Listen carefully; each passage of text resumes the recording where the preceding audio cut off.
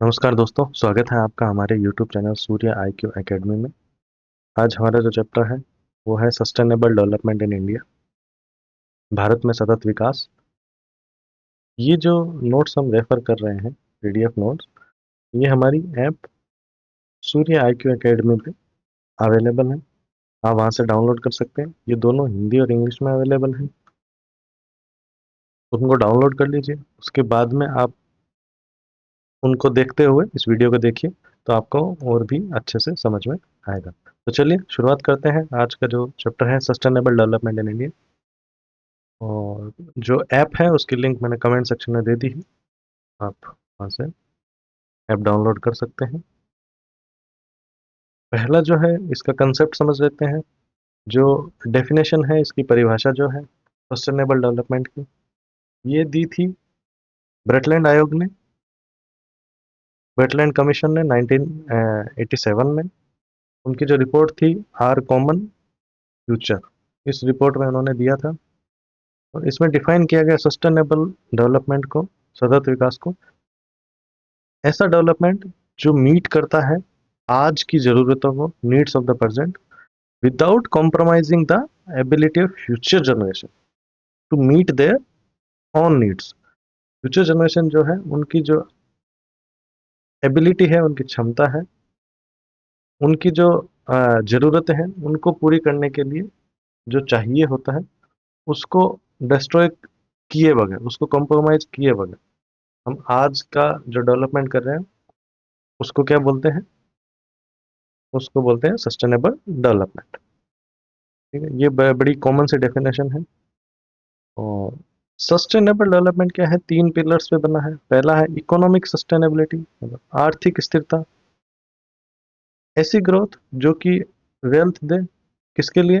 सभी के लिए, विदाउट एनवायरनमेंट को हार्म किए हुए, सभी के लिए वेल्थ जनरेट करें।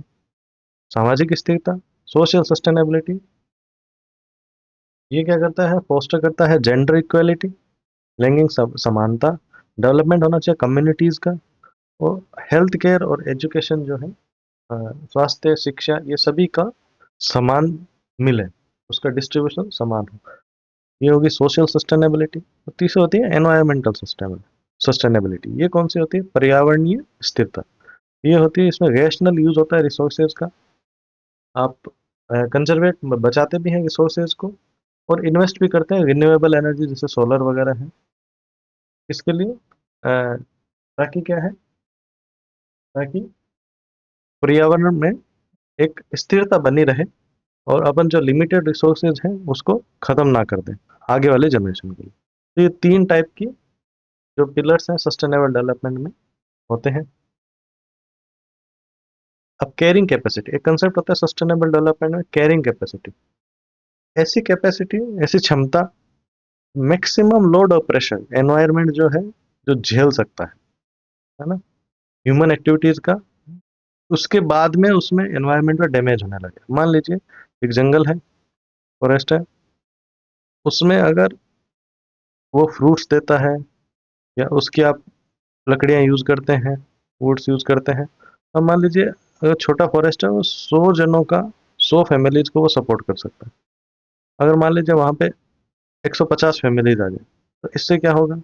ये लिमिटेड रिसोर्सेज है, इसको ज़्यादा से ज़्यादा लोग यूज़ करेंगे। तो ये क्या होगा? ये फॉरेस्ट को डैमेज होना स्टार्ट हो जाएगा, क्योंकि वो नया फॉरेस्ट आएगा नहीं, उससे पहले हम क्या है, उसको यूज़ करना स्टार्ट कर दें। इससे क्या होगा?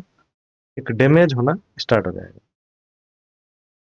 तो हर हाँ, जो एनवायरनमेंट है उसकी एक कैरिंग कैपेसिटी होती है। ठीक है, अब बात कर लेते हैं जो सस्टेनेबल डेवलपमेंट का, ये जो सतत विकास के जो ये गोल्स वगैरह जो बनते हैं, इनका हिस्टोरिकल कॉन्टेक्स्ट देख लेते हैं। हिस्टोरिकली कब से इनकी शुरुआत हुई थी? अब स्टॉकहोम 1972 में सबसे पहले जो हुआ, स्टॉकहोम कॉन्फ्रेंस हुई। ये पहला स्टेप था जिसमें एनवायरनमेंट के प्रति, मतलब कुछ कंसर्न्स दिखाई गई ग्लोबल लेवल पे। तो इसके बाद ही यूनाइटेड नेशंस एनवायरनमेंट प्रोग्राम की स्थापना हुई, संयुक्त राष्ट्र पर्यावरण कार्यक्रम में। उसके बाद जो मेन कॉन्फ्रेंस थी वो थी 1992 की अर्थ समिट। ये सबसे मेन इवेंट है अपने सस्टेनेबल डेवलपमेंट। ये अर्थ समिट हुआ था रियो दे जनेरियो में, और ये एक लैंडमार्क इवेंट था। जिसने प्रोड्यूस किया एजेंडा 21। तो ये एक ब्लूप्रिंट था किसके लिए, कि सतत विकास सस्टेनेबल डेवलपमेंट 21st सेंचुरी में कैसा होना चाहिए। ठीक है, यहीं पे रियो डिक्लेरेशन साइन हुई और एक कन्वेंशन साइन हुई इस पे क्लाइमेट चेंज पे। क्लाइमेट चेंज पे United nation framework convention on climate change. अब ये जो कन्वेंशन थी ये क्या थी, जलवायु परिवर्तन पर संयुक्त राष्ट्र फ्रेमवर्क कन्वेंशन। इसमें क्या था, बेसिकली इसका मेन जो पर्पस था वो था कि जो अपने एटमॉस्फेयर में जो ग्रीन हाउस गैसेज हैं उनको कम करना है, उसको स्थिर करना है बेसिकली। और ताकि क्या है, जो अपना एटमॉस्फेयर है वो सिस्टम जो है वो नेगेटिवली इम्पैक्ट आगे ना हो। ठीक है, इसके लिए क्या होता है, हर साल एक सीओपी की जाती है, कॉन्फ्रेंस ऑफ पार्टीज, है ना। कॉन्फ्रेंस ऑफ पार्टी जितने भी इसके जो सिग्नेटरी हैं वो एक मीटिंग करते हैं, कॉन्फ्रेंस ऑफ पार्टी। उस मीटिंग के जरिए काम करते हैं, उसमें बहुत सारे लक्ष्यों पे बातचीत करते हैं कि क्या टारगेट रखने चाहिए। ठीक है, और कितनी प्रोग्रेस हुई है। ठीक है, तो ये बड़ी इंपॉर्टेंट कन्वेंशन है, United nation framework convention on climate change. और एक हुई थी बायोलॉजिकल डाइवर्सिटी, जैव विविधता जो है उस पर भी एक कन्वेंशन साइन हुई थी इसी टाइम पे। तो इसमें क्या है, जैव विविधता आपको मेंटेन करनी है, आपको उसका संरक्षण करना है जैव विविधता का, डाइवर्सिटी आपकी मेंटेन होनी चाहिए एनवायरनमेंट में। ठीक है, तो ये काफ़ी इंपॉर्टेंट समिट था, इसमें ये कई सारी चीज़ें हुई थी। फिर 2000 में हुआ मिलेनियम समिट। इसमें मिलेनियम डेवलपमेंट गोल्स बनाए गए जो कि 15 साल के लिए रहे, जो 2015 तक आपको पॉवर्टी और डिजीज बीमारी से मुक्त करने के लिए। 2012 में वापस रियो में जो समिट हुआ उसमें प्रोसेस स्टार्ट की गई किसकी, सस्टेनेबल डेवलपमेंट गोल्स आगे के लिए, क्योंकि ये जो गोल्स थे वो 15 में ख़त्म हो रहे थे, तो आगे के लिए हमको वापस गोल बनाने थे। तो 2015 में एजेंडा 2030 बनाया गया, और इस एजेंडे में क्या बनाया गया, इसमें 17 सस्टेनेबल डेवलपमेंट गोल्स बनाए गए, 17, और उसके 169 टारगेट्स थे जो कि 2030 तक कंप्लीट करने हैं। और इसकी थीम क्या थी, 5 थीम थी, people, planet, prosperity, peace and partnership. लोग, ग्रह, समृद्धि, शांति, साझेदारी, ये इसके 5 थीम थी। ये जो गोल्स हैं ये अपन आगे देखेंगे, डिटेल में पढ़ेंगे। अब इंडियन कॉन्टेक्स्ट में हम बात कर लेते हैं कि ये सस्टेनेबल डेवलपमेंट का इंडियन कॉन्टेक्स्ट में क्या हुआ।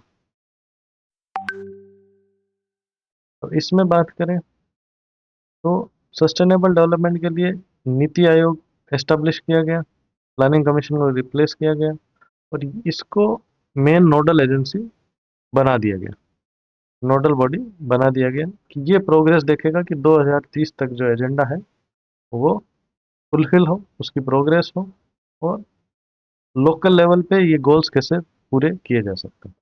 इसके लिए इसने क्या किया है, sustainable development SDG India index बनाया है, ताकि इसमें क्या है, एक डॉक्यूमेंट है जिससे प्रोग्रेस ट्रैक की जा सके हर स्टेट की और यूनियन टेरिटरी की, कि 2030 के टारगेट अपने पूरे हों। ठीक है, अब लीगल फ्रेमवर्क की बात कर लेते हैं। अच्छा, अब लीगल फ्रेमवर्क की बात कर लेते हैं। लीगल फ्रेमवर्क क्या हुआ, इंडियन एनवायरनमेंट में क्या फेज वन कौन सा आया, स्टॉकहोम में जो कॉन्फ्रेंस हुई उसके बाद में पहला हुआ कि 42nd अमेंडमेंट आया 1976 में। उसमें आर्टिकल 48 ए ऐड किया गया, जिसमें एक स्टेट की ड्यूटी लगाएगी कि भाई प्रोटेक्ट करना है आपको एनवायरनमेंट को। और आर्टिकल 51 ए जी, ये फंडामेंटल ड्यूटी सिटीजन्स की भी दी गई कि उनकी ड्यूटी है और कि वो एनवायरनमेंट को बचाएंगे और उसको इम्प्रूव करेंगे, चाहे वो फॉरेस्ट हो, रिवर हो, लेक हो, वाइल्ड लाइफ हो। और कंपेशन कंपेशन दिखाएंगे जो भी अपने जानवर हैं, लिविंग क्रिएचर हैं, उनके प्रति। और वाइल्ड लाइफ प्रोटेक्शन एक्ट आया 1972 और वाटर एक्ट 1974 आया। फेज टू में क्या हुआ, भोपाल गैस डिजास्टर हुआ 1985 में।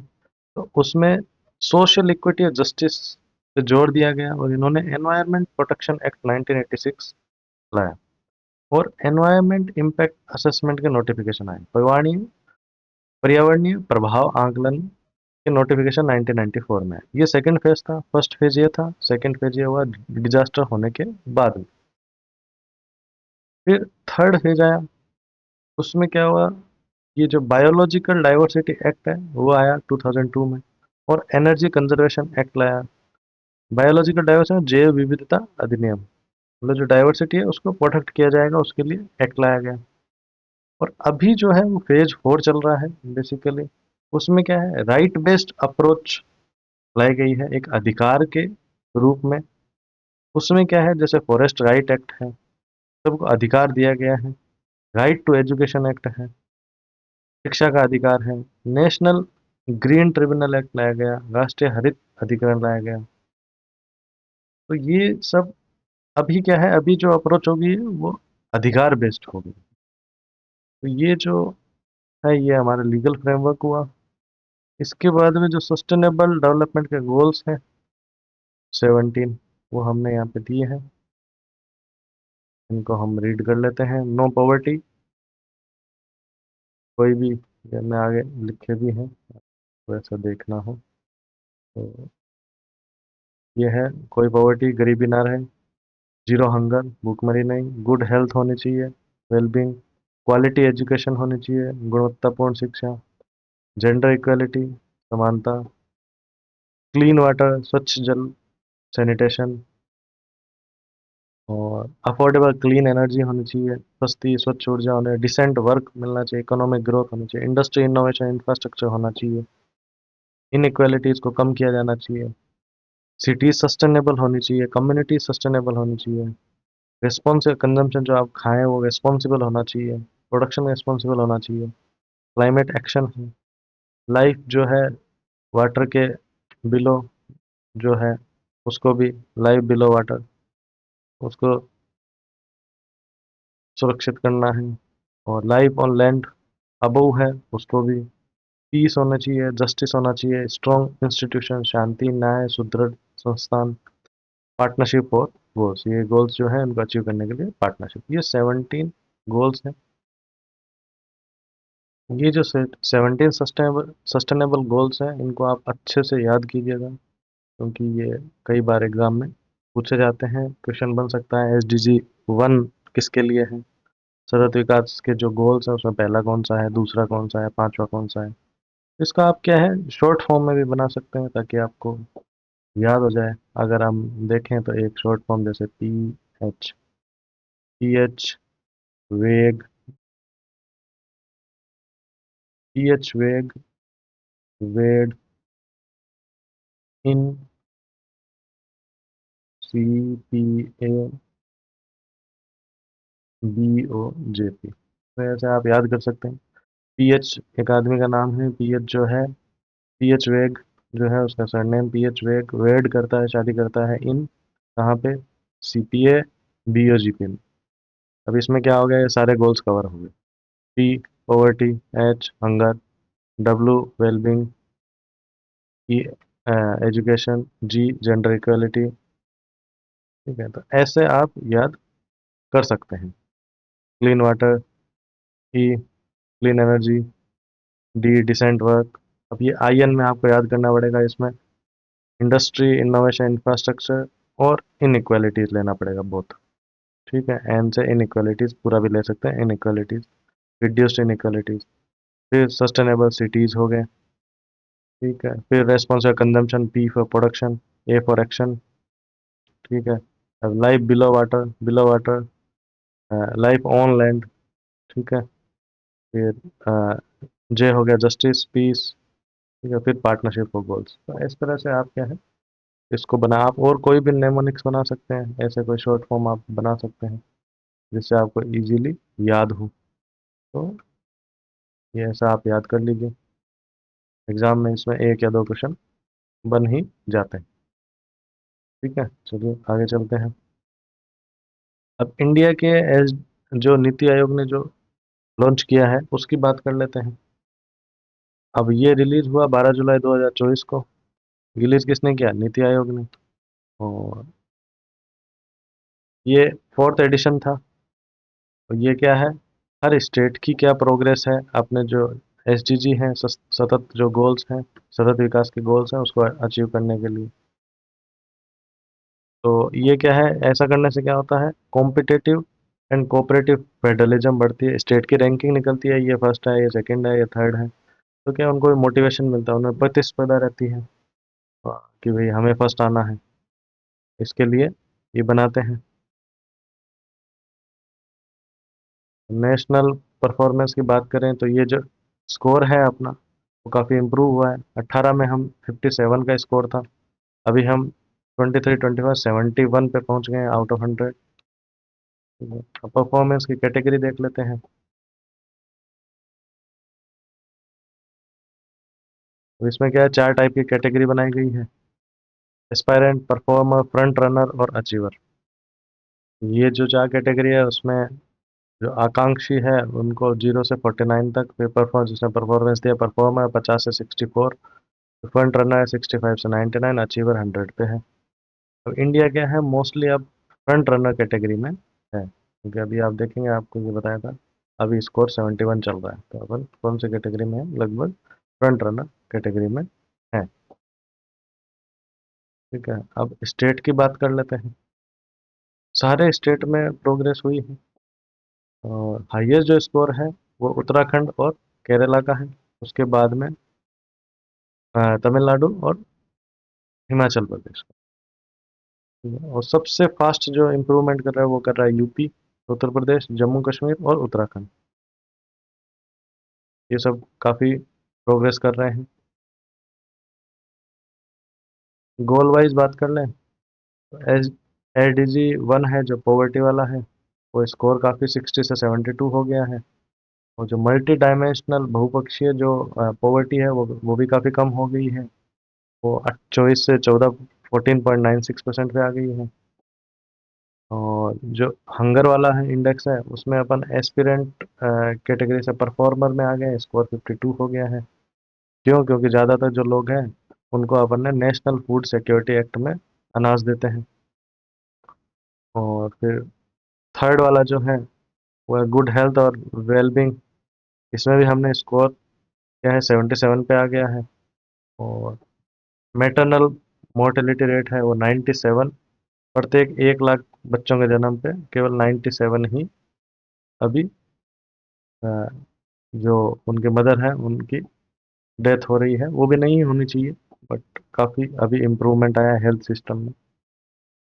और जेंडर इक्वलिटी का स्कोर भी अपना इम्प्रूव हुआ है। और अफोर्डेबल क्लीन एनर्जी के लिए अपना सबसे हाईएस्ट स्कोर है, क्योंकि गवर्नमेंट इस पर काफ़ी ध्यान दे रही है। और सारे जो विलेज हैं या घर हैं उनमें इलेक्ट्रिसिटी का एक्सेस दिया गया है। और क्लाइमेट एक्शन पे भी, रिन्यूएबल एनर्जी में भी हम काफ़ी अच्छा काम कर रहे हैं, तो उसमें भी स्कोर इम्प्रूव हुआ है। और जो है फॉरेस्ट एंड ट्री कवर है लाइफ ऑन लैंड, वो अभी जियोग्राफिकल एरिया का 25% लगभग हो गया है। तो इस तरह गोल वाइज परफॉर्मेंस मैट्रिक्स बनाए गए हैं, उनको ट्रैक किया जाता है। अब इसके लिए क्या है, जैसे कई सारे इनिशिएटिव हैं, जैसे हाउसिंग के लिए क्या किया है, पीएम पीएम आवास योजना की है। स्वच्छता के लिए क्या किया है, सैनिटेशन के लिए स्वच्छ भारत मिशन, इसमें टॉयलेट बनाए गए हैं। क्लीन एनर्जी के लिए एलपीजी कनेक्शन दिया गया है पीएम उज्ज्वला योजना में। हेल्थ के लिए हमने कौन सी स्कीम अभी लॉन्च की हुई है, आयुष्मान भारत। और फाइनेंशियल इंक्लूजन के लिए अभी PM Jan Dhan accounts open किए गए हैं, और डायरेक्ट बेनिफिट ट्रांसफर डीबीटी के थ्रू डायरेक्ट पैसा सीधा बेनिफिशियरी के पास जाता है। और इंटरनेट का जो डिजिटल है उसकी कॉस्ट काफ़ी कम हो गई है।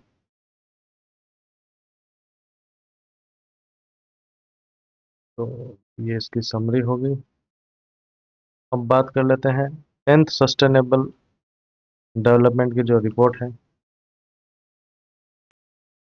ये जो 10th रिपोर्ट है, 10th सस्टेनेबल डेवलपमेंट रिपोर्ट है, 2025 में आई है। ये रिपोर्ट कौन रिलीज करता है? ये सस्टेनेबल यूनाइटेड नेशन का ही है, United nation sustainable development solution network, sustainable development solution network ये रिलीज करता है, United nation sustainable development solution network. ठीक है। ये आप याद भी कर सकते हैं। ये 25 में रिपोर्ट आई है और इंडिया इसमें पहली बार टॉप 100 में आया है, 99th पोजीशन, 167 नेशंस। इंडिया का स्कोर 67 है 100 में से। अगर 100 हो जाए तो इसका मतलब सारे के सारे गोल इंडिया ने अचीव कर लिए हैं। इंडिया की जो रैंक है वो धीरे धीरे बढ़ रही है। पहले 112 रैंक थी, अब फिर उसके 109 आई, फिर अब 99th पे आ गया। रीजनल की बात करें तो बांग्लादेश 114 नंबर पे है, पाकिस्तान 140वें नंबर पे है, तो भूटान 74वें नंबर पे है, आगे है अपन से। नेपाल 85th पे है, 85वें नंबर। श्रीलंका 93rd पे है और मालदीव 53rd पे। ये सब हमसे आगे हैं, बाकी दो ये पीछे हैं। अब इसमें बात करें तो प्रोग्रेस काफ़ी स्लो हो गई है कि इस रिपोर्ट के अकॉर्डिंग लगता है केवल 17% टारगेट ही अचीव हो पाएंगे 2030 तक। टॉप परफॉर्मर की बात करें तो फिनलैंड इसमें 1 नंबर पे है, स्वीडन 2 नंबर पे है, डेनमार्क 3 नंबर पे है और टॉप 20 में से 19 कंट्री यूरोप की है। अगर ग्लोबल सक्सेस स्टोरी की बात करें तो बेसिक सर्विसेज जो है, इंफ्रास्ट्रक्चर है, उसमें काफ़ी इम्प्रूवमेंट हुआ है।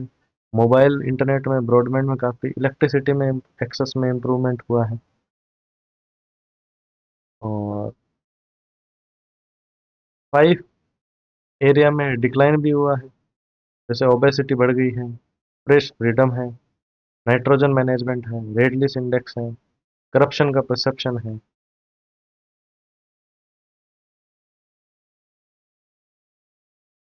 अब बात करें, ये जो 3 कंट्रियां हैं ये काफ़ी कमिटेड है यूएन के मल्टीलेटरलिज्म के लिए, बहुपक्षवाद आप बोल सकते हैं। इसमें पहली है बारबाडोस, जमैका और त्रिनिदाद एंड टोबैको, ये कमिटेड है। और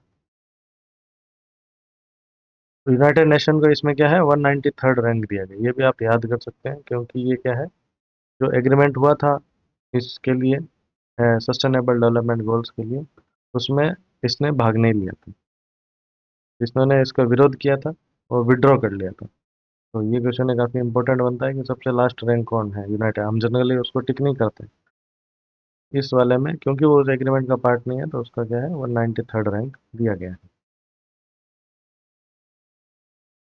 ठीक है। अब बात कर लेते हैं इंडिया के जो गोल्स हैं। जैसे आपने ये जो सस्टेनेबल डेवलपमेंट के जो गोल्स हैं, इसमें इंडिया ने कौन कौन से मिशन चलाए, ये भी एक क्वेश्चन आ सकता है कि कौन से गोल के लिए क्या चीज़ है। तो पहले वाले गोल पॉवर्टी के लिए प्रधानमंत्री आवास योजना, हाउसिंग है। एम्प्लॉयमेंट के लिए मनरेगा है, पीएम जन धन योजना है। हंगर के लिए पोषण अभियान है, malnutrition, national food security act है। और हेल्थ के लिए मिशन इंद्रधनुष है, आयुष्मान भारत है। और क्वालिटी एजुकेशन, समग्र शिक्षा अभियान है, नेशनल एजुकेशन पॉलिसी है, दीक्षा का प्लेटफॉर्म है। क्लीन वाटर के लिए स्वच्छ भारत मिशन है, जल जीवन मिशन है। और क्लीन एनर्जी के लिए उजाला है, एलईडी बल्ब्स है, सौभाग्य स्कीम है। इकोनॉमिक ग्रोथ के लिए make in India, startup India, skill India. Sustainable cities के लिए स्मार्ट सिटीज़ मिशन है, अमृत है। क्लाइमेट एक्शन के लिए national action plan on climate change बनाया गया, इंटरनेशनल सोलर अलायंस है। लाइफ ऑन लैंड के लिए प्रोजेक्ट टाइगर हो गया, एलिफेंट हो गया, सोयल हेल्थ कार्ड हो गया। नेशनल अफोरेस्टेशन वन का जो प्रोग्राम है, अफोरेस्टेशन, ज़्यादा से ज़्यादा अपन पेड़ लगाएंगे। पीस एंड जस्टिस के लिए डिजिटल इंडिया है। पुलिस का मॉडर्नाइजेशन किया गया है। और पार्टनरशिप के लिए इंटरनेशनल बिग कैट अलायंस किया गया है। और डिजास्टर मैनेजमेंट के लिए CDRI है। ये बिग कैट अलायंस क्या है, इसमें जो अपने जो बड़े बिग कैट स्पीसीज हैं, जैसे टाइगर हो गया, लायन हो गया, लेपर्ड हो गया, स्नो लेपर्ड हो गया, चीता हो गया, जैगवार हो गया, पूमा हो गया, इन सब के लिए एक अलायंस बनाया गया है। और ताकि इसका क्या है, नॉलेज शेयरिंग हो, जहाँ जिस जिस कंट्री में ये है उसमें नॉलेज शेयरिंग भी हो और इनको बचाया भी जा सके, इन जानवरों को। ये भी काफ़ी इम्पोर्टेंट है। अब इसमें चैलेंजेस की बात कर लें तो ग्लोबल काफ़ी जो वार वाली सिचुएशन हो रही है, कॉन्फ्लिक्ट हो रहे हैं, वार हो रही है यूक्रेन में, गाजा में, सूडान में, उसकी वजह से लोग इधर उधर भी हो रहे हैं। उनको क्या है, अपने घर से निकलना पड़ रहा है। तो इसलिए जो पीस एंड जस्टिस का जो है, ये अपना सस्टेनेबल सतत विकास का जो गोल है वो पूरा नहीं होता है। और सबसे ज़्यादा तो क्या दिक्कत क्या है, पैसे की है, फाइनेंस की। क्लाइमेट ये चेंज के लिए ये सब जो काम करने हैं उसके लिए क्या है, $6 ट्रिलियन चाहिए। वो फंडिंग की काफ़ी कमी है। दूसरा 2020 में ये अपना कोविड आ गया था, 19 में, 2019-20 में। तो जो पॉवर्टी को अपन ने, गरीबी को जो हटाया था, उसमें गरीबी कई जगह वापस बढ़ गई थी। हेल्थ में कमियां थी वो पता चली। एजुकेशन में लोग लेक हो गए, कई बच्चे स्कूल छोड़ दिए। और एनवायरनमेंट पे भी प्रेशर है क्लाइमेट चेंज की वजह से। और क्योंकि जैसे जैसे टेम्परेचर बढ़ता जा रहा है, वैसे वैसे जो समुद्र है उसके जो किनारे हैं, कोरल रीफ है, उनको नुकसान हो रहा है। तो ये काफ़ी चैलेंजेस भी हैं। इस तरह अपना जो ये सस्टेनेबल डेवलपमेंट का जो चैप्टर है वो कंप्लीट होता है। इसके रिलेटेड अगर कोई आपका क्वेश्चंस हो तो आप कमेंट सेक्शन में लिख सकते हैं।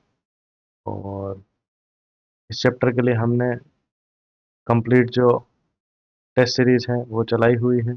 उसमें ये भी एक मॉक टेस्ट है उसमें। तो आप ये पढ़ने के बाद में उसको अटेम्प्ट कर सकते हैं। हमारी टेस्ट सीरीज हमारी ऐप पे लाइव है, आप डाउनलोड कीजिए और टेस्ट सीरीज में क्वेश्चन अटेम्प्ट कीजिए।